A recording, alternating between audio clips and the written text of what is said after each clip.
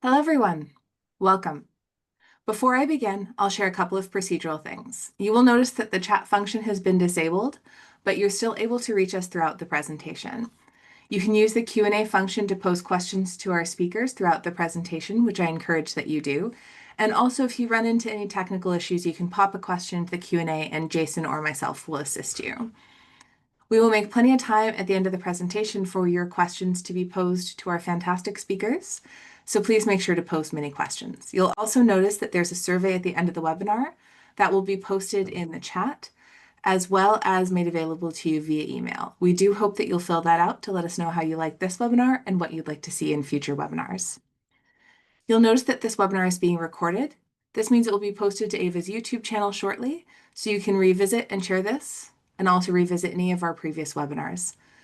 Shortly after I do the introduction, I'll post a link in the chat that will link you both to our past webinars and our upcoming webinars. Without further ado, welcome to the Alliance Against Violence and Adversities, or AVA's, Webinar Wednesdays. I'm your host, Dr. Sara Yursich. With AVA, I'm an early career researcher and lead on the webinar series along with the amazing webinar series team, as well as the co-director for the Frida Center for Research on Violence Against Women and Children, housed in the School of Criminology at Simon Fraser University, and faculty at Capilano University in the School of Social Sciences.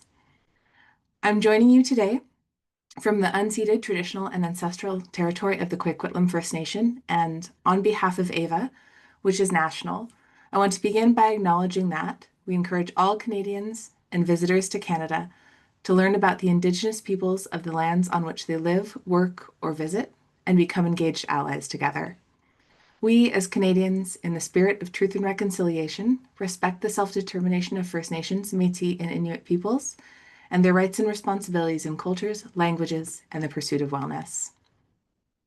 The focus of today's webinar is entitled Mothers in Mind, Strengthening the Mother-Child Relationship After Trauma. We are joined by Lisa Sura and Dr. Sarah Woods from the Child Development Institute, or CDI. Sarah, Lisa, thank you so much for joining us today, and I'll pass it over to you.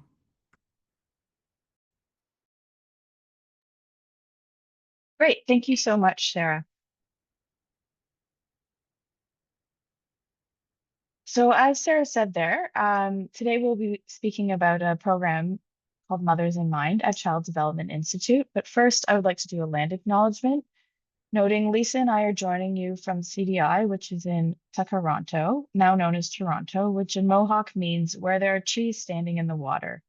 Today, Takaranto is covered under Treaty Number 13 and the Williams Treaties.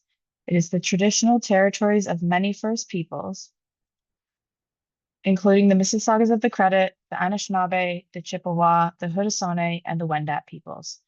This territory is part of the Dish with One Spoon wampum, a treaty made between the Anishinaabe, Mississaugas, and the Haudenosaunee, where nations entered into an agreement to protect the land and responsibly care for its resources in harmony together. As settlers, newcomers, refugees, and Indigenous peoples, we have all been invited into this treaty in the spirit of peace, friendship, and respect. We are also mindful of broken treaties that persist across Turtle Island today and recognize our responsibilities as treaty people to engage in a meaningful, continuous process of truth and reconciliation with all our relations. So as indicated, my name is Sarah Woods. I'm the Director of Impact and Scaling in the Scaling Research and Development Unit at CDI. Our unit is responsible for evaluating, developing, and scaling our evidence-based programs, one of which is the Mothers in Mind program, across Canada as well as internationally. And I'll turn it over to Lisa for a quick introduction.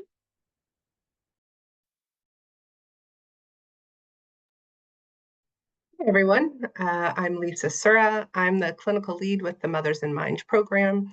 One of the co-creators along with Dr. Angelique Jenny, and a lot of my work has been involved in developing and implementing various therapeutic programs for families who've experienced intimate partner violence and other relational trauma. Nice to be here. Great, thanks, Lisa. So just quickly, a little bit about CDI before we jump into the Mothers in Mind piece. CDI is a children's mental health agency located in Toronto. It's been around for over 115 years and provides children, youth, and families with results focused in areas of mental health, early learning, gender-based violence, and learning disabilities complicated by mental health. We have a couple different areas of focus, including our social, emotional, and behavioral programs under the Children and Youth Mental Health Services. We have our gender-based violence services there in the middle, which you can see Mothers in Mind at the top of that list there. We have some other programs called Here to Help, shelters programs, some transitional and housing support programs. And then lastly, we have our early years and childcare services programs. So that includes childcare centers, early on child and family centers, as well as child care consultation services. So I'm going to turn it over to Lisa now, who will take us through the first part of the webinar. Great, thanks, Sarah. Okay, so we are going to spend a little bit of time talking about the kind of exploring the impact of violence and trauma on young children, infants and toddlers. We're going to talk about the Mothers in Mind program and try and provide you with a bit of an overview so you have a sense of it, the various models we have and adaptations within the program, and a little bit about the approach. And then Sarah's going to come back and talk a little bit about our program evaluation and some of the results we're finding so far. Okay, so we're going to start and talk a little bit about the impact of trauma on little ones. And in order to do that, what we want to think about is, what does healthy mental health and development look like for little ones? When we talk about mental health, we're so often talking about adults, adolescents, maybe older children, and we don't always stop to think about, well, what does that look like? What are we hoping for little ones? When talking about infant and early mental health and development, we're kind of thinking about laying the foundation for three big things. We're hoping that little ones learn over time to form close, secure relationships with adults, their caregivers, and other adults in their life, and with peers over time. We're hoping that they can experience and regulate and express emotions, that self-regulation, emotion regulation piece. And we're hoping that there'll be foundations there where they can explore their environment and learn. And we know that these three things are kind of interconnected. We know that healthy development is rooted in the development of safe and secure relationships, usually those early caregiver relationships. We know that emotion regulation is learned through connection in those relationships, those adults stepping in and kind of co-regulating, and that helps little ones develop regulation over time. That curiosity and learning really blossom when kids feel safe. When thinking about kind of early exposure to intimate partner violence, what we know is that young children are disproportionately exposed to intimate partner violence, kind of in comparison to older kids. We know that little ones are quite reliant, of course, on their caregivers, and what that means is that they are often around when violence and abuse are happening. They may be in the arms of their moms when the violence happens. Toddlers may be in the room. So we know that they're disproportionately exposed to intimate partner violence. And we also know, based on their development, that they're developmentally vulnerable. So there are decades of research that provide evidence that the environment that a young child's earliest years are can have a lifelong impact. And I'm sure many of you are very aware of this. We know that the brain grows faster between birth and 3 years of age than at any other time in a child's life. And it's during this period that the brain has capacity to absorb information and undergoes quite an impressive amount of change in those 3 years. Because experiences have such a potential to impact brain development, young children are vulnerable when they are exposed to persistent negative influences and environments. We know that the science shows us that young children who've been exposed to those types of experiences that produce fear and chronic anxiety, like intimate partner violence, that those can have lifelong consequences by disrupting the architecture of the brain, the way the brain kind of gets constructed over time. And that has potential to impact how children learn, how they problem solve, and how they relate to others. That those early years can impact for a lifetime.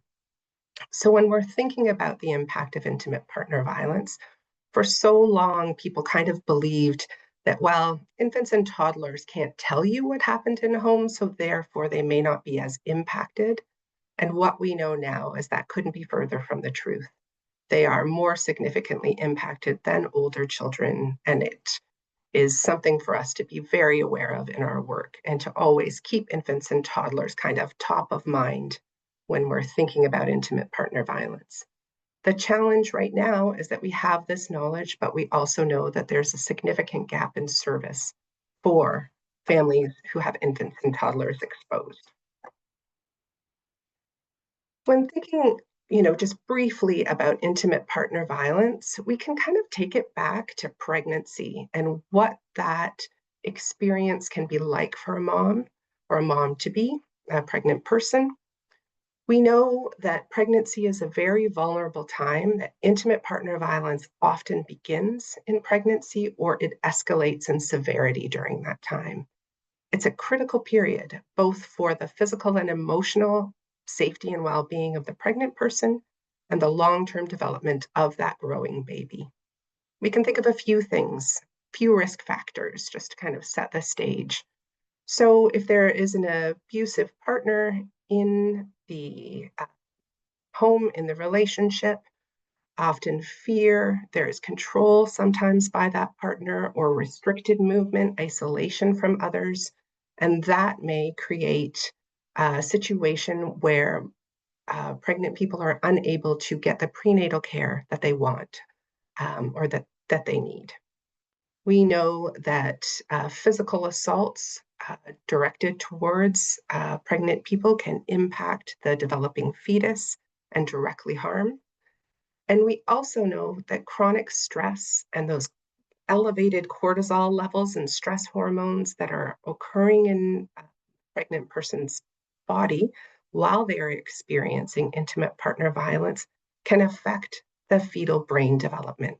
So when trauma happens and in or while someone is pregnant, it can actually set a child up so they are hardwired to be highly sensitive kind of to the world and their environment, and they may be born challenging to soothe. So baby comes out into the world and day one, it can make that mother-child relationship even harder because that child is wired just a little bit differently, making soothing and comforting a little bit harder. This is a quote it's a challenging quote to read, but it really highlights the different ways that trauma can kind of seep into a mother-child relationship.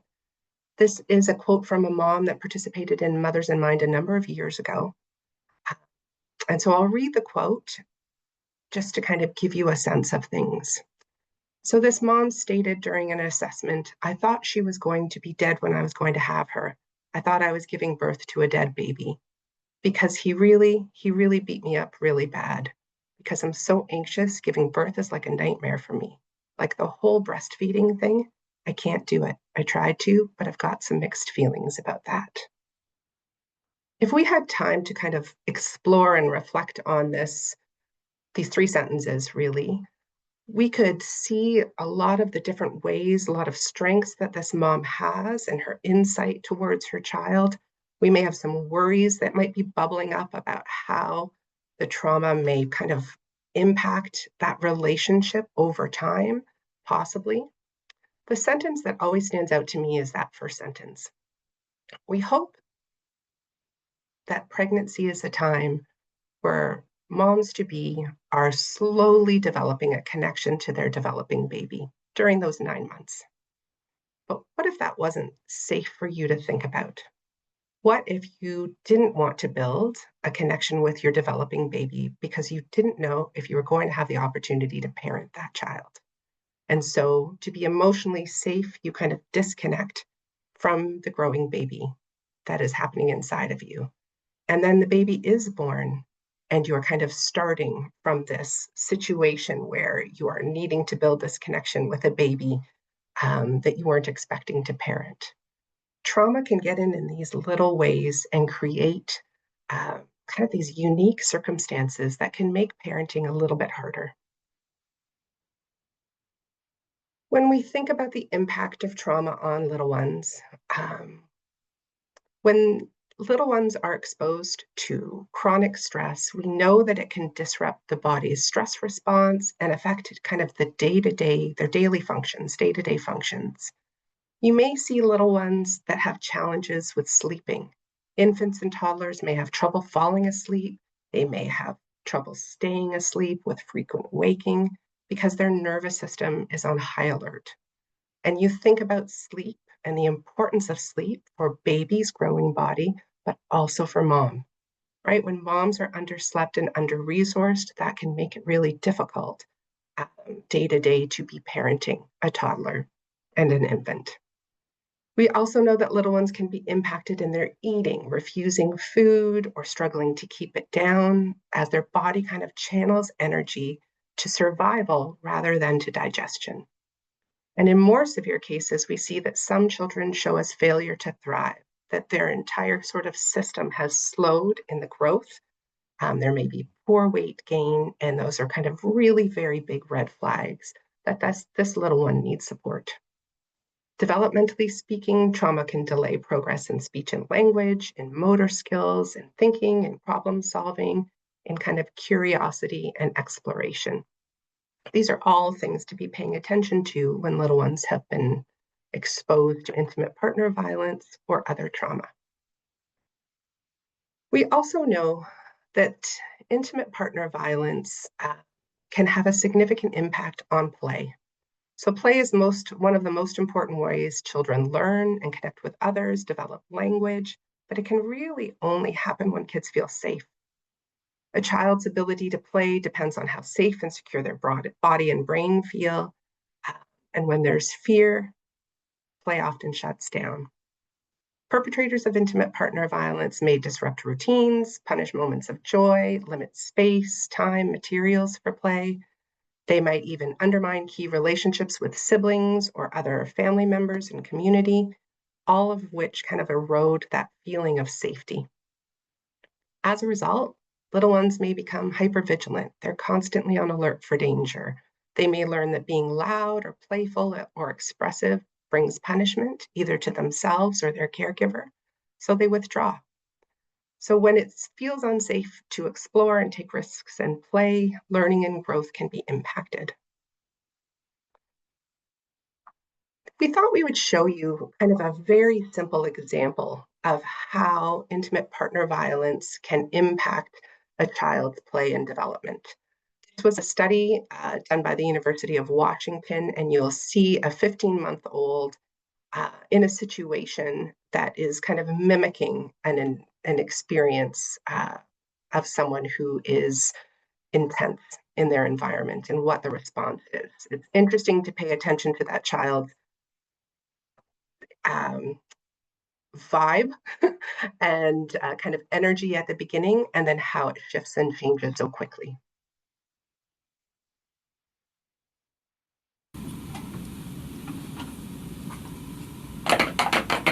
There's something inside. Can you see what's inside the box? You can take the lid off. Is there something in there? There's a green cone. You want to put it back inside of the box? And put the lid back on the box? And close it up? Can I see that? Thank you. Let's see what else we have.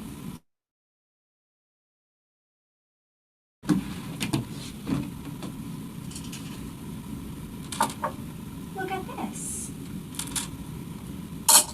See? Look at this. There.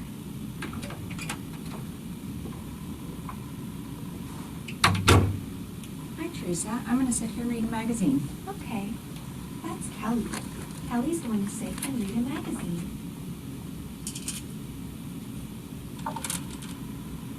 Kelly, look at this. That's aggravating. That's so annoying. Oh, I thought it was really interesting. Well, that's just your opinion. It's aggravating.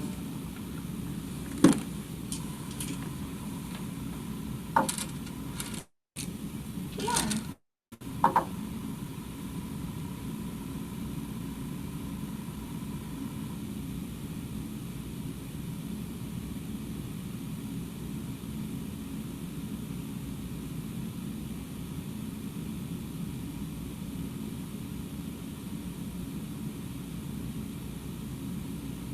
Can I see that? Thank you. I'm going to go now, Teresa. Kelly's going bye-bye.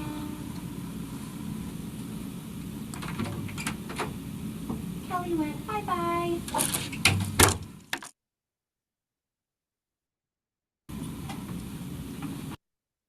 Well, it's interesting when you sort of kind of see so clearly how young children are impacted by their environment, children even younger than that 15-month-old. In that situation, that person was a stranger. Imagine if that's someone, one of your caregivers who are acting like that, and that is repeated over time, how that would affect that child's kind of comfort and safety in exploring their environment and learning and playing. We also know that there's a relational impact to experiences of intimate partner violence. Infants are hardwired for social interaction. It's a matter of survival. It's how they get their needs met, kind of cue their caregivers to help support them. When trauma and chronic stress enter a baby's world, it can have a kind of direct impact on how that baby connects with their caregiver. Some infants cry excessively, startle easily, and can be hard to soothe. They're letting their caregiver know that they need some support. And this can be challenging for moms over time if they are managing their own responses to their experiences of trauma. Moms can often kind of take those moments when kids are really, really struggling as an issue with the way that they're parenting versus kind of separating that out and looking at it as an impact of the trauma that's happened at home. Little ones can also withdraw in response to the stress in their environment. They may avoid eye contact, have blank expressions, avert their gaze, and be less likely to cue their caregivers when they need support. And sometimes this can be misunderstood or misinterpreted as an easygoing baby, when in fact it's that baby's nervous system kind of needing to withdraw in order to manage the situation. We also know that in situations of intimate partner violence, it's really common for there to be this discussion of mothers failing to protect their little ones, that there is a blaming of moms for their child's exposure to the violence that has happened, instead of placing that on the perpetrator of the violence themselves. We know research is showing that even amidst all the violence that is happening, mothers are deeply concerned about their kids' safety, and they're taking active, thoughtful steps to protect them. Some mothers might send their children to another room, to a neighbor's home. They put their baby in a crib, sometimes in a closet, to keep them safe if they know that an episode is about to happen. Others try and prevent an incident by kind of trying to manage their partner or disciplining their children themselves so that their children do not receive a harsher discipline from the abusive parent. Some even stay with the partner as a means to protect their children because they're more likely and more able to kind of understand the mood and the intention of their partner if they are present with them. And many moms continue to show lots of love and nurturing, trying to grab moments in bathrooms and on bus rides to create moments of connection and moments of play. So what helps little ones? We know that one of the most powerful protective factors in a child's life, especially after adversity, is the presence of at least one loving, supportive adult. We know that the development of self-regulation skills helps kids manage their thoughts and their emotions and their behaviors, especially when they're feeling overwhelmed, and that this happens through sensitive caregiving and responsiveness. We know that this caregiving that is sensitive also acts like a buffer against the stress, helping children kind of explore and learn and recover from the violence that has happened. And we also know that maternal well-being, that mom's own well-being, plays a very key protective role in promoting resilience, and that their mental health and development provide, when they are doing well, their children do better. So we'll talk a little bit about Mothers in Mind now. So Mothers in Mind is a trauma-informed therapeutic mother-child group program. It's designed specifically for moms who've experienced intimate partner violence and other relational traumas, and they're parenting little ones, children under the age of 4. MIM helps mothers connect with children in a playful, supportive environment where the focus is on identifying what's working well in the mother-child relationship. If you were looking at MIM from the outside and you didn't hear the conversations that were happening in group, it would look like any other mother-child play group. You'd see moms on the floor, kids on the floor, they're singing. Sometimes there is a little bit of dancing, lots of stories, and lots of discussions between moms. But what's unique about this program is that every mom that comes into the group has had something happen hurtful in a relationship. It may be intimate partner violence as an adult. It could be childhood abuse or abuse in adolescence, or neglect. It's something relational that has happened that has been hurtful. And all mothers in the group know that every mom that's there has had something happen.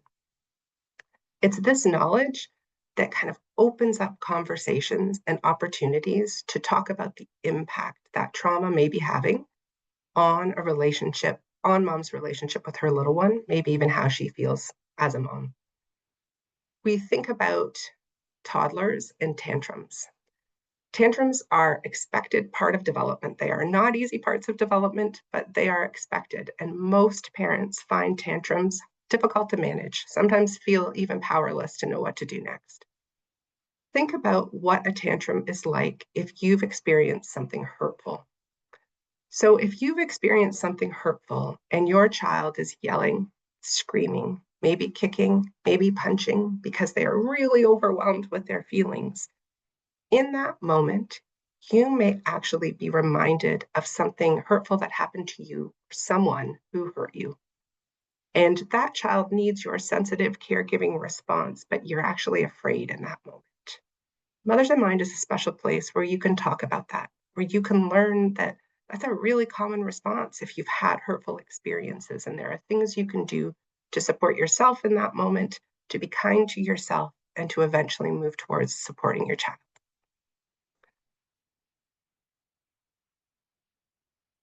Together with agencies that run Mothers in Mind, we developed a short little video that we thought we would share that would give you a sense of what the program is like. This helps moms understand MIM, and also workers who may be thinking about referring mothers to the program. So we'll put that on. After everything that happened to us, I didn't know what to do or how to help my child. Everything felt hard. Then my worker told me about Mothers in Mind. I was scared, thought people would judge us, not get what we've been through. It was hard to go that first day. I was nervous. But once I got there, I couldn't believe it. The moms, they're just like me. We've all been through some hard stuff. They get it. Every week, my child was excited to sing and play with their new friends. We got to connect too, and being with the other moms who have gone through similar stuff felt really good. We shared stories, we laughed, we learned from and supported each other. The facilitators, they were awesome. They made us feel comfortable, connected, helped us see all the strengths we have as moms. Those one-on-ones, wow, helped me figure out how to stay calm so I could comfort my child when they're having a hard time. You can't imagine how great that feels. We don't always get it right as moms, but I learned that reconnecting with my child after a hard moment helps us both feel better.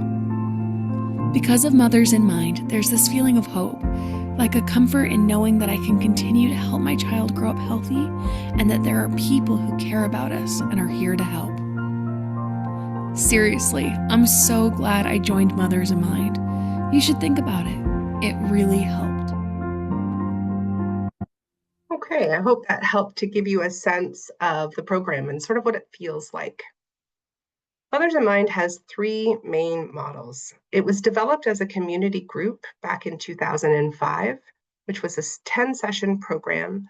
Moms and kids from the community could be referred either by an agency or self-referred.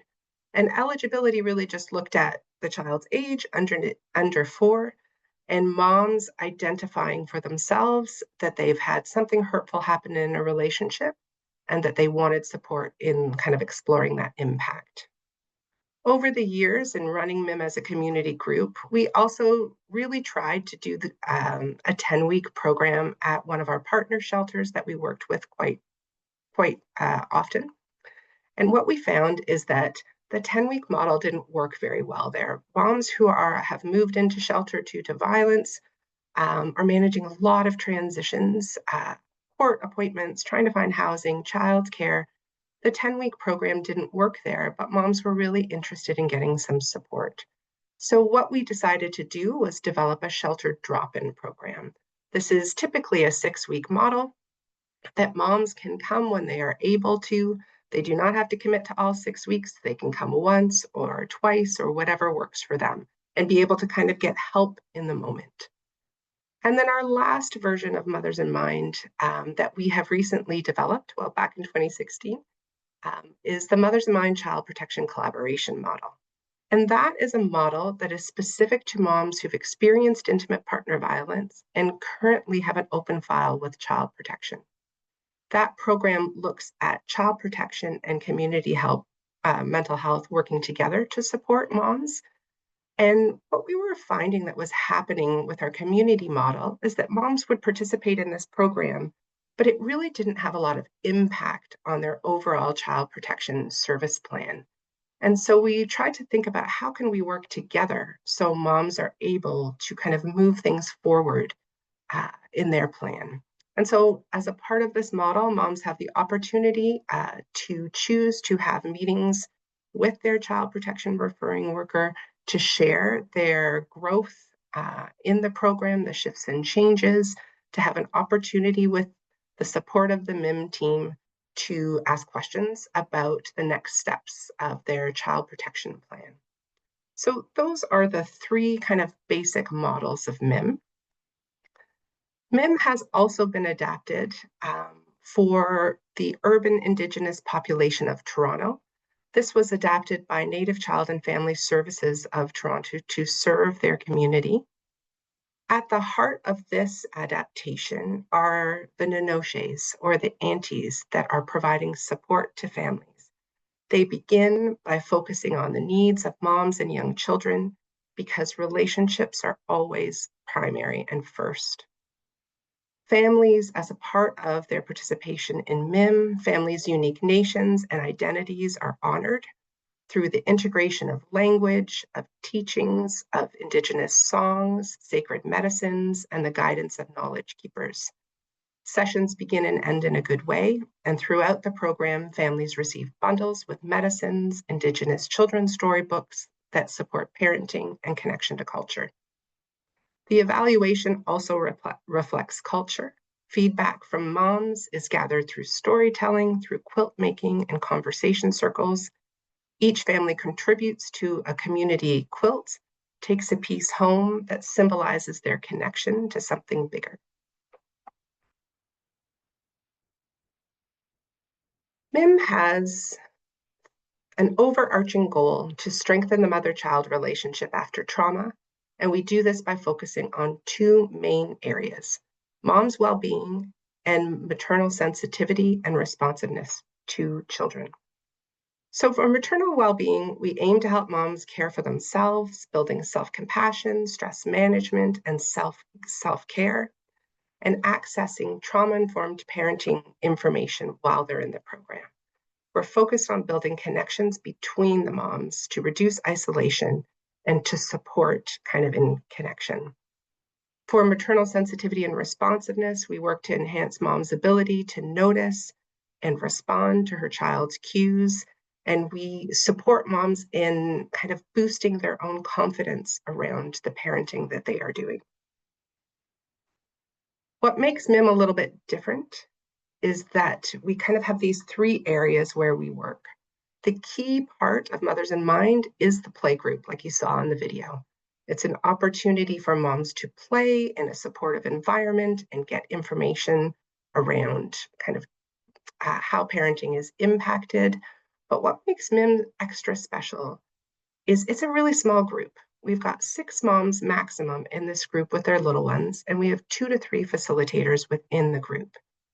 That kind of a ratio allows for attention to each mother-child pair. Moms are able to get support when things get harder in group. If there's a hard moment, there is a facilitator there to help mom in that moment reflect on what's happening for her and support her child in the moment. And outside of group, because we know everything can't happen in group, it's a pretty busy group with infants and toddlers. Moms also have the opportunity to access individual parenting support so they can go a little bit deeper in the work that they are doing.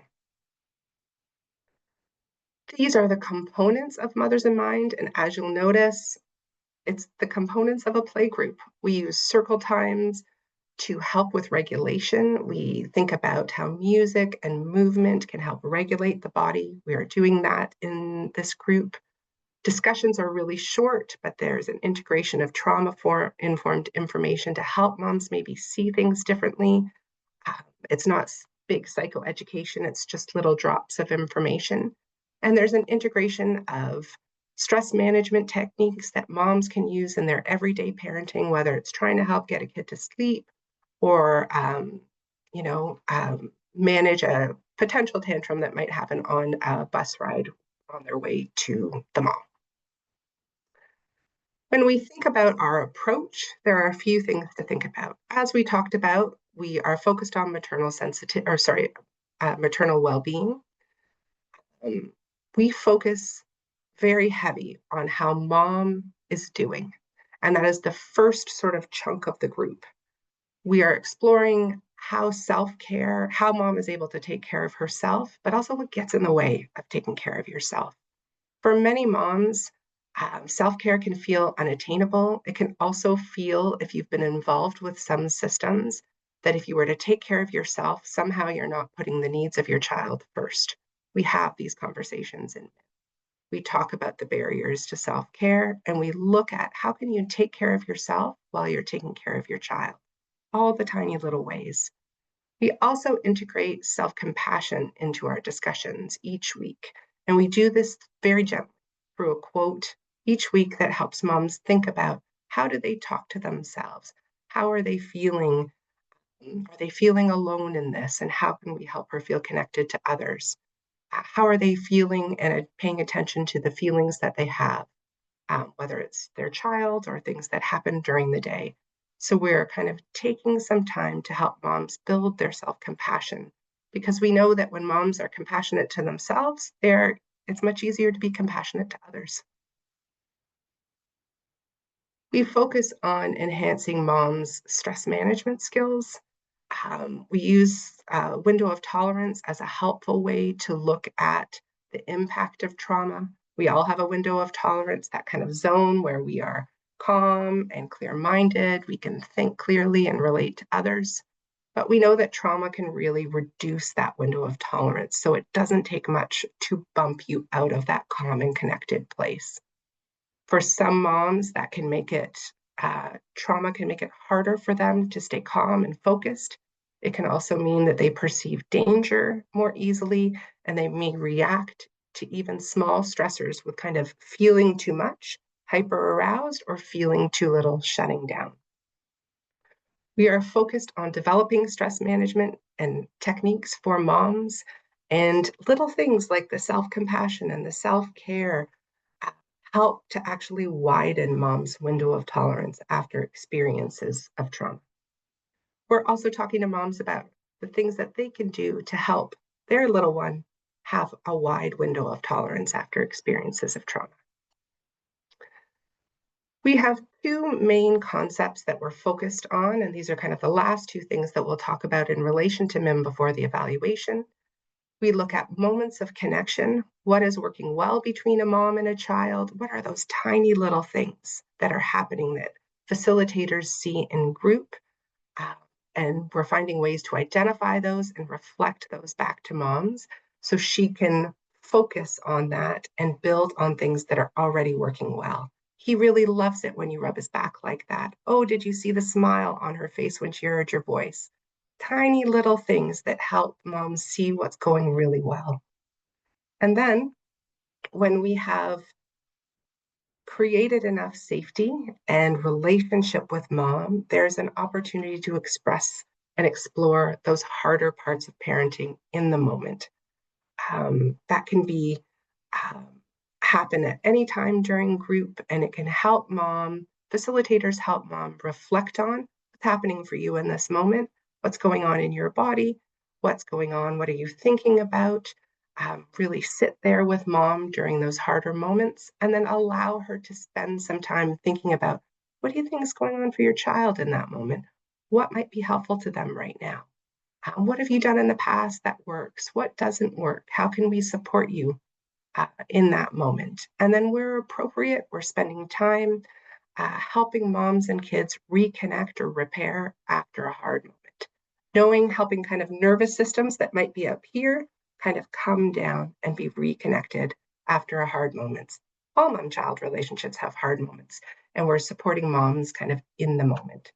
So MIM is this really interesting kind of program where it's a play group that has sort of a deeper connection between moms who've experienced trauma and a real focus on supporting moms in the moment with the harder parts of parenting. Okay, I will pass it back to Sarah to talk about our evaluation so far. Great. Thanks so much, Lisa. So as Lisa gave us a really thorough review of not only the impacts of trauma, why we focus on moms with children under 4, babies and toddlers, the sort of primary approaches and ways that MIM works. And what we're seeing in our evaluation and research is positive shifts in parenting and mindfulness. I'll go through this in a bit more detail. We have specific standardized assessments that we use. We know that regular attendance helps. Not surprisingly, the more sessions a mom and their children attend, the more treatment effect improvement we see. As moms are able to generalize these new skills, they become more self-aware. They can practice these skills in the home and get feedback and the coaching and follow-up sessions. We also know that there are very high client satisfaction rates. So not only are moms satisfied with the program, they're reporting themselves positive changes in the relationship with their child. Lisa mentioned at the beginning that the program is trauma informed. So we do an assessment to make sure that it is actually trauma informed. Facilitators and caregivers are rating that piece, and I'll dive into that a little bit. And then lastly, I'm going to speak quickly to the child protection collaboration model that Lisa specifically mentioned. We've done some evaluation there. So just to give you a little bit of a background, this particular evaluation data I'm going to share with you today is based on the child protection collaboration. So we know on average, children are 21 months of age. Moms are on average 29 years of age, though we do see a wide range from 19 to 43. 21% of mothers and 27% of children are from an overrepresented population within child protection. We know those overrepresented populations are Black and Indigenous peoples. And then we know that the moms and families who are coming to our group are experiencing multiple stressors in their lives. So financially, a number of mothers report being on government assistance as the main source. More than half, almost 2/3, are reporting in the low income cutoff threshold, which is about 30,000. We also know that moms are coming to this space, not surprisingly, with very complex trauma histories, including more than half reporting involvement with child protection as a child or youth themselves. So that speaks to the intergenerational cycle of involvement in child protection that occurs. So we talked a little bit about the trauma-informed piece. So because we're so committed to providing this trauma-informed practice, given the experience and complex traumas of the participants attending the group, we thought it was really critical to make sure we're evaluating this piece. And so what's really great to see is both facilitators, so you can see in pink there, those are the clients, and blue is the facilitators, are reporting really, really strong adherence to those trauma-informed practice. This chart is a little bit misleading because it goes from 2.65 to 3. That's not a very big spread. The highest you can rate is a 3. So although it looks, for example, like cultural respect is a little bit far apart, it's actually very close. It's 2.91 to 2.76. So we see great agreement by both facilitators and the moms who are attending the group that, trauma-informed practices such as agency, connection, strength-based approaches are happening within those groups.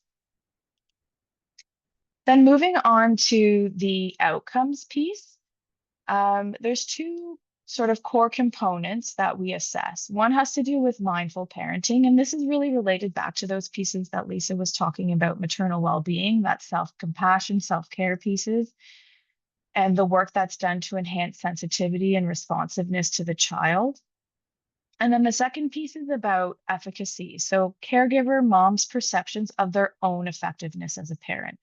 So that's related to MIM's focus on, catching those moments of connection, strengthening those really fantastic skills and protective factors those moms are bringing into program, and highlighting them for those moms. So if we look at the middle column there, scales, those are just subscales on the interpersonal mindfulness questionnaire that we use, which is the top one. And then the TOPSY is the second one. So those are the subscales we see. All of these scales that we've noted here are significant.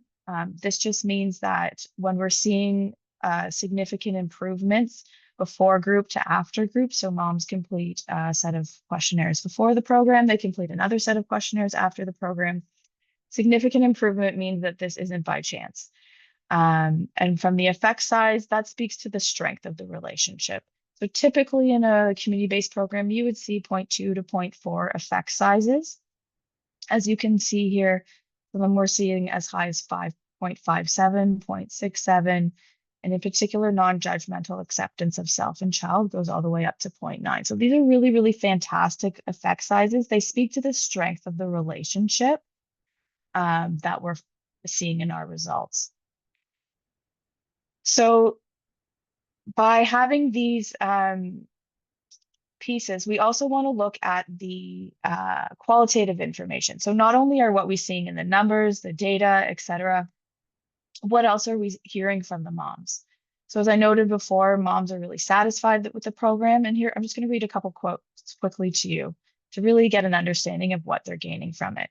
So not feeling alone with everything, being able to share how I feel without feeling guilty about it. So that's that non-judgmental acceptance, that self-compassion.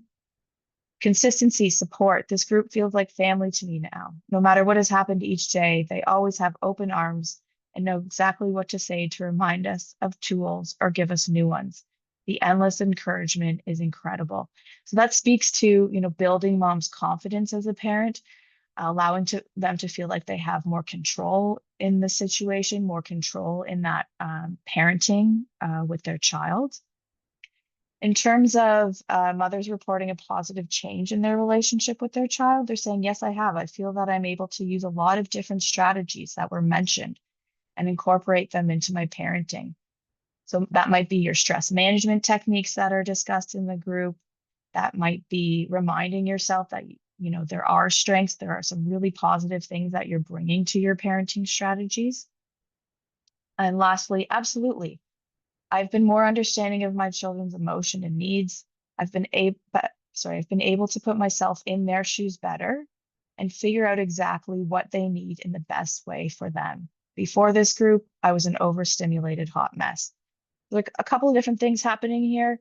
emotion regulation, that ability to co-regulate with your child. The mom is reporting being more sensitive to the child's needs, being able to respond to those needs. And we all know that eventually links to strengthening that caregiver-child bond. And so one last thing I'll just say before we turn it over to questions is not only are we seeing moms self-report of these pieces on the assessments, on these quotes that we can see, but in the child protection model, we also talk to the child protection workers who either co-facilitated the program or they were referring moms to the program. The child protection workers are noting some really fantastic things too. They're noting changes in mom's parenting. They're noting how mom is parenting more confidently. They're also noticing changes in the relationship that they have with child protection. So they reported that MIM helps child and mom safety. They noted that participation in the program is helping the family make progress toward achieving child protection service goals, completing plans. So for example, that could mean coming closer to closing a file. It could mean, a child being returned to a caregiver or reducing the amount of involvement by child protection. So we're really, really pleased to see that, not only are moms reporting these fantastic changes, but we're also seeing it from outside parties and improving, their involvement with child protection. So thanks, Lisa, for the description of the Mothers in Mind program, sharing all that information. Hopefully that's been really valuable for those of you listening. And we'd like to turn it over now for any questions that you may have. Thank you both so much. That was a fantastic talk. I know I learned a lot, and I'm sure our participants did too. Before we jump into the Q&A, this is just a gentle reminder for our participants that you'll see a QR code on the screen to be able to take the survey. And you'll also see my colleague Jason put that in the chat for everyone. So we did have a couple questions come in, if you are both ready. Sure. So the first question said, are there any plans in motion for bringing Mothers in the Mind program to BC? Yeah, so that's a great question. Currently, Mothers in Mind is scaling. Lisa is our trainer, consultant, expert extraordinaire. So if you reach out to us, we can certainly start those conversations about, what interested you, what particular parts of Mothers in Mind, where are you looking to implement it, and sort of what does it take to implement a program like Mothers in Mind. Because it is an evidence-informed program, it is a manualized program, there are additional components around fidelity, training, consultation supports. But how we say in our scaling world is we don't just train you and you're left on your own to run the program. We're always involved with you to provide ongoing consultation and support to make sure that your children and families are achieving the same strong outcomes we would expect to see, and that you as facilitators are supported in delivering this program. That's fantastic. Is it like a train the trainer model or something else? No, it's not currently a train the trainer model. You would be trained by a staff member at CDI. That's great. Well, I hope those things do go in motion because I'm sure BC could use a program just like that. Another question came in that said, do mothers have to be out of the violent or traumatic relationship to be eligible to participate? I'll take that one. That's a great question and a challenging one, to be honest. So typically the hope is that moms have some sort of safety. And of course, the easiest way is that they're no longer living with a person who is abusive. That does make participation easier and safer for moms, but the reality is that's not for all moms, and it's not always safe to leave abusive relationships. That is where our child protection model of Mothers in Mind can be really helpful, because we are working collaboratively with child protection. And so child protection has the piece around kind of ensuring safety to the best of their ability. We are working together, Mothers in Mind and child protection, to create safety. but that piece around child safety is really sitting with child protection. So that is a model that kind of can support moms who are currently living with a partner who is abusive. That's great. Absolutely. And while I leave the chat open for just a little bit longer to see if other questions come in, I was so inspired by the Indigenous led or informed way that you've adapted the program. Could you speak just a little bit more about the process for doing that? Sure. We have a long history with Native Child and Family Services, CDI, especially our gender-based violence services. We've worked together quite a lot. They have had interest in mothers in mind. And so as a part of a project, the Safe at Home project, uh, we started working. They were interested in adapting the program. We really kind of broke it down, had lots of meetings of speaking about MIM, and they created kind of a consultation group that talked about the different ways that they would want to shift the program, still keeping the core of the kind of goals of the program, but integrating various teachings, various medicines, different practices. So it was really, I would say it took close to a year to kind of figure out a version that they wanted to pilot. And then we looked at piloting it.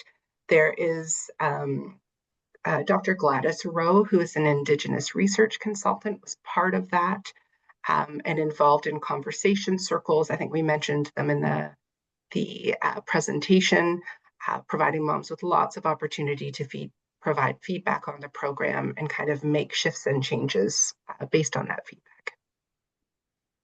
That's fantastic. And it's so important because I know one of the challenges, but also the most important things for programs like this to be doing is having that Indigenous informed and Indigenous led component.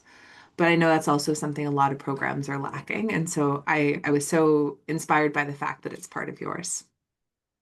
Yeah, we were really honored to be able to be part of that. Absolutely.